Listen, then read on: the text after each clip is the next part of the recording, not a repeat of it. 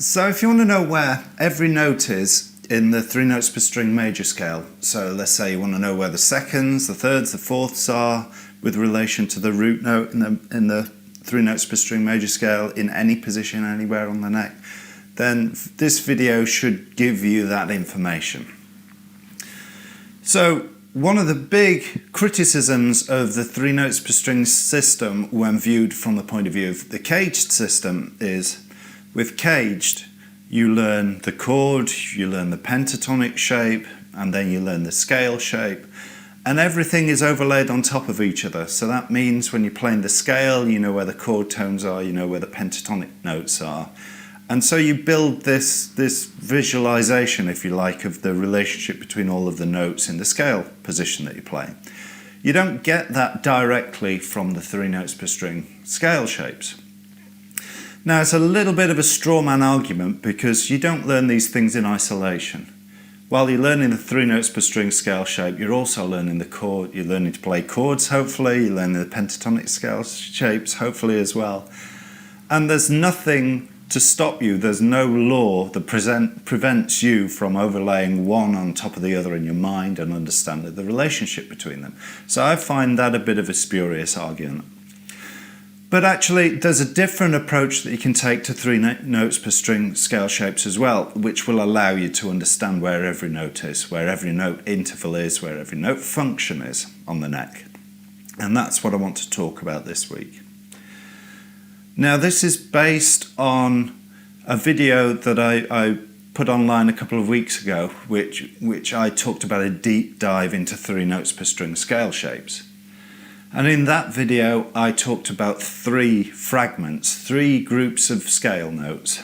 And if you know these 3 groups of scale notes, then you can use that to build every shape. So if you've not seen that, or if this is new information to you, then you should go and check that video out first, because this video is really following on from those principles. But if I summarize quickly, in that first video, I pointed out 3 shapes. So the first one sat across 3 strings, and it was this. So 3 notes, each a tone apart, on 3 consecutive strings. And then the second shape was this, sat on 2 strings this time. Again, it's the same shape across the 2 strings, but it's a semitone, then a tone, semitone, tone across 2 strings. So that's the second shape, second fragment. And the third fragment was this. So that's a tone, semitone, tone, semitone. And what I pointed out in that previous video is that if you know those 3 fragments, you then spot that every major scale shape, every position on the neck is basically built of those 3 fragments. And they're always used as you ascend through the scale: fragment 1, fragment 2, fragment 3, fragment 1, fragment 2, fragment 3. So they just cycle round, but in that order. And the other interesting thing about these fragments is that the root note can be found just by looking at the fragment. So if you look at fragment 1, the root note of the major scale is on that second string, and it's the first note that you play. So that's the root note of the major scale. So anywhere you see this fragment, you know that that's going to be the root note of that scale. And the same for the second fragment. In this one, it's the second note that you play on the lower string.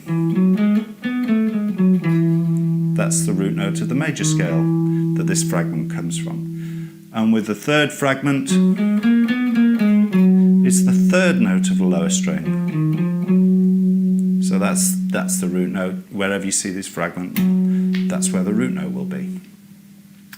So if all of this is new information or you don't really follow what I'm saying, then please check out that other video. Hopefully that will put a bit more context to this. I go through this in a bit more detail and take it more slowly.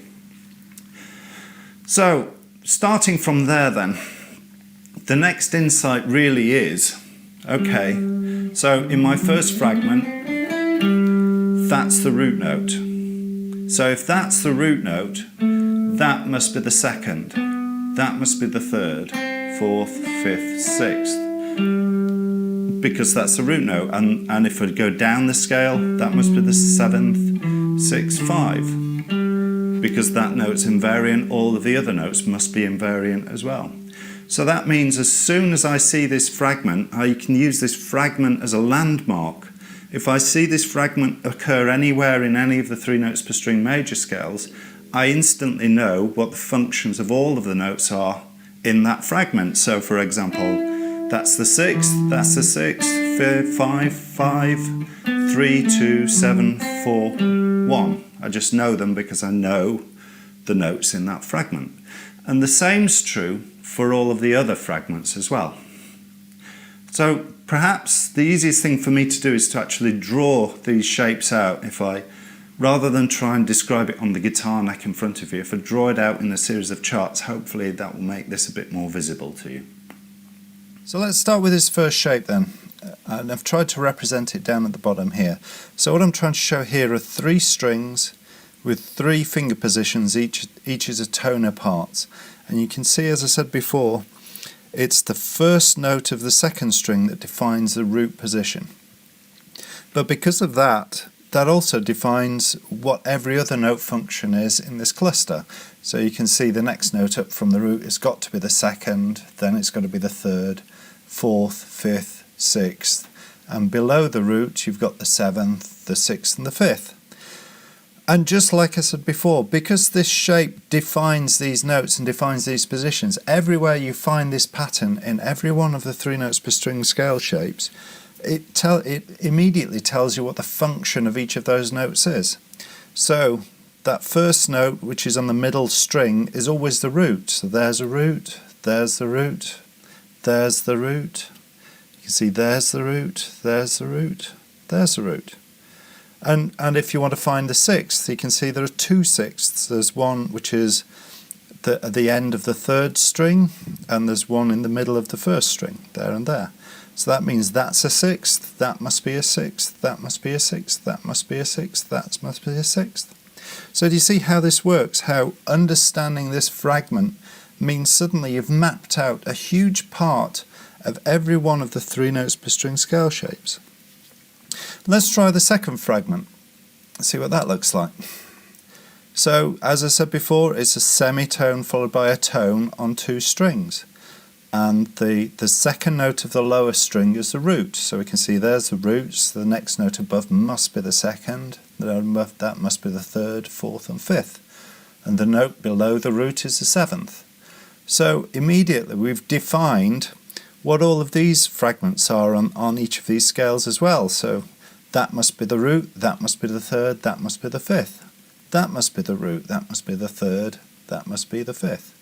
So do you see again how just understanding this fragment suddenly gives you access to how all of these shapes are mapped out?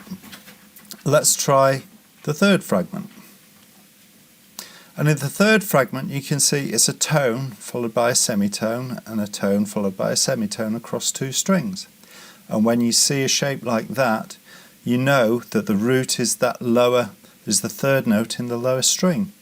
But as soon as you know that, that means you know what all of the other notes are in that fragment as well. So that's the seventh and the sixth are the 2 notes below, and the second, third and fourth are the 3 notes above that root note. And again, you can see that must be the root, so that must be the second, third and fourth.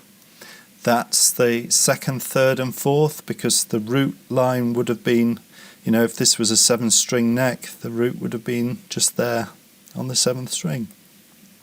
Or if we look here, there's the root, second, third, fourth. There's the root, second, third, fourth, and as you can see there's that slip because of the tuning between the G string and the B string. But in all of these cases, if you understand these 3 fragments, and if you understand where the root note is, you know where all of the other, what the functions are rather, of all of the other notes that are in that fragment as well.